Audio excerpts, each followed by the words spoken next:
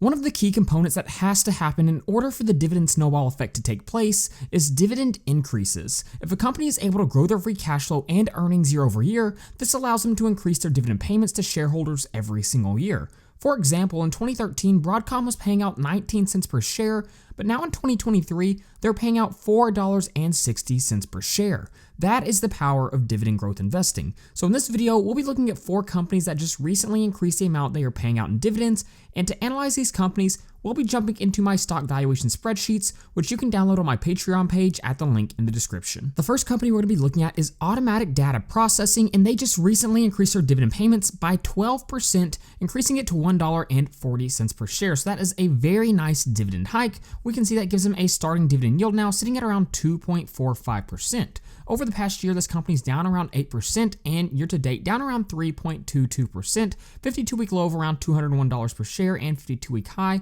of around $275 per share. So it is still a bit closer to that 52-week low. Now, if we look at the dividend history for this company, we can see they've been increasing dividends for almost 25 years, so they're soon to be a dividend aristocrat. And if we look at that 10-year dividend growth history, it looks pretty solid. In 2013, they were paying out around 38 cents per share. Jump forward to now, it's now $1.40 per share. So really nice dividend growth. And in fact, if we go over to the dividend growth tab and look at those dividend growth rates, we can see the 3, 5, and 10-year dividend growth rates all sitting at a very healthy range, anywhere from around 11% to around 13.6%. That is phenomenal dividend growth over that time period, along with a decent starting dividend yield. Now, obviously, all of those things are great, but it means nothing if the dividend payments aren't safe. So if we click on the dividend safety tab and scroll down, we can see the cash flow payout ratio, my favorite dividend payout ratio to look at for the trailing 12 months, sitting at around 54.39% and forward looking at around 43.74%. So overall, that's a pretty decent cash flow payout ratio. It means about half of their free cash flow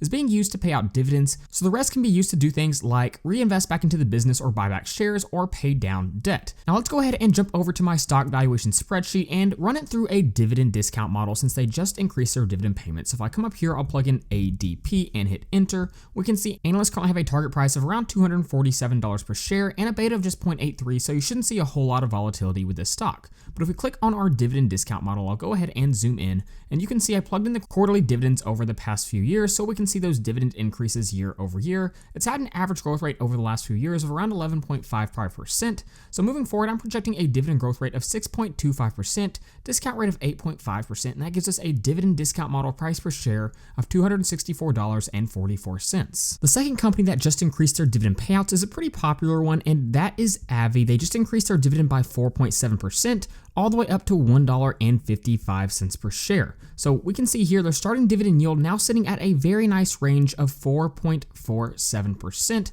Over the past year, they're down around 8.15%, and year to date around 14.17%. If we look at the dividend history for this company, we can see they've been increasing dividends for 10 consecutive years now, and over the past decade, they've seen really solid dividend growth going from 40 cents per share payout quarterly all the way to $1.55 after their most recent increase. So when we look at those dividend growth rates, we can see the 5 and 10-year dividend growth rates pretty solid above 10% and then sitting at around 14%. Past 3 years have been a little bit slower, but still pretty decent at around 7.84%.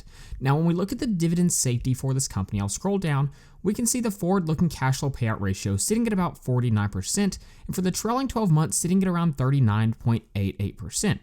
So right now it is in a relatively healthy range, but I do have concerns that this will be increasing in the near future due to low growth projections coming from analysts for ABBV. So if we jump over to my stock valuation spreadsheet, we'll go ahead and plug in ABBV and hit enter, and this data will load in, and you can see the share price has been pretty choppy over the past year, but analysts currently have a target price of $169 per share, and the company has a beta of just 0.51, so technically you should see very, very little volatility with this company. Now let's go ahead and jump into our dividend discount model, and you can see I plugged in all of the quarterly dividend payouts here so we can see our most recent dividend hikes.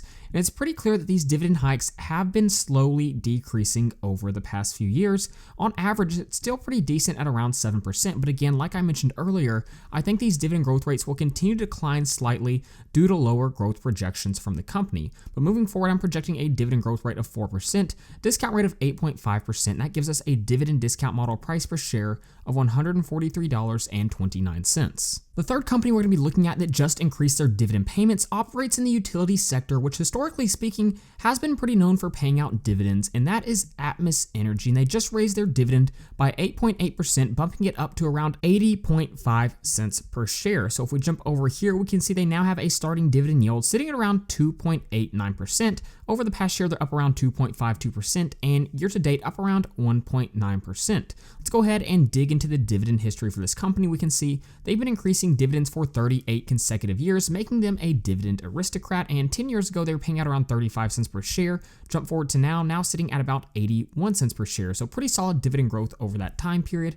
If we look at these dividend growth rates, we can see it's all in the range of around 7.8 to 9%. The past few years have actually been pretty good. The 3-year dividend growth rate at 8.77, 5-year at 8.91. Now again, of course, all of this means nothing if those dividend payments aren't safe. So when we jump over to the dividend safety tab, we can see when we look at the payout ratio as a result of earnings for the trailing 12 months, GAAP and non-GAAP sitting at about 48%. But when we look at the trailing 12 months cash flow payout ratio, it sits at 12.35% and forward-looking sitting at 24.1%. So in my opinion, these dividends look like they are in a very, very healthy range. So it's nice to see a company with a nice starting dividend yield, solid dividend growth rates, and very safe dividend payouts. That means they have a lot of room left to grow in the future, in my opinion. So if we jump over to my valuation spreadsheet, we'll go ahead and plug in the ticker ATO and hit enter. You can see analysts going to have a target price of around $121, pretty close to that current trading price.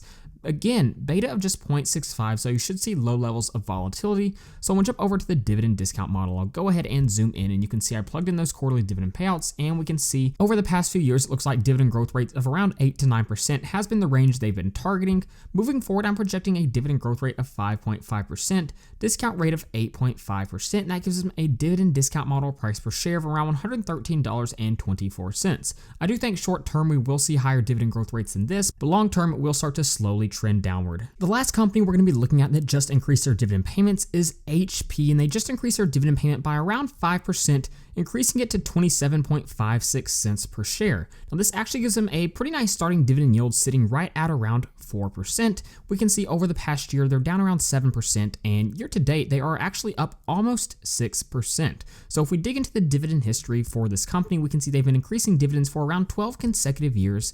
Look at the 10-year history, and it's really solid dividend growth. 10 years ago they were paying out around 6 cents per share quarterly.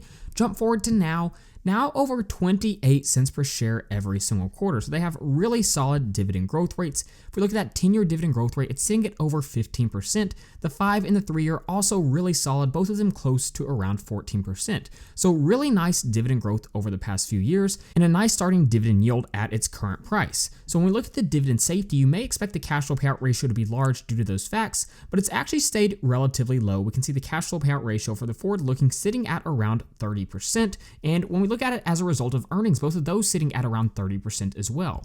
Now, something we need to understand about this company is it operates within the information technology sector. Those companies typically like to keep their cash flow payout ratios relatively low due to the fact they like to be able to reinvest back into the business. We can see analysts going to have a target price of around $30.34 and a beta of just a little bit over 1, so you'll see slightly more volatility with this company. But when we jump over to the dividend discount model, I'll zoom in, and you can see here average growth rate over the last few years of around 12.24%, but it has been a little bit choppy. They saw 10% growth, 29% growth, and then the last few years have been lower, both of them right at around 5%. Now moving forward, I'm projecting a dividend growth rate of 4.5%. I do think this could be a lot higher if management wanted it to be over the next few years, but long term I think that'll be pretty close to accurate. So with a discount rate of 8.5%, we come to a dividend discount model price per share of $28.80 right at their current trading price. So there you go, those are 4 dividend paying companies that just recently increased their dividend payments. Like always, if you'd like to join a community of dividend investors and get access to all of my spreadsheets, then you can head over to my Patreon page at the link in the description. You can also get a 7-day free trial and a $50 coupon to Seeking Alpha at my link in the description, so be sure to check that out. So with all of that being said, thank you guys so much for watching, and please don't forget to like and subscribe to the channel.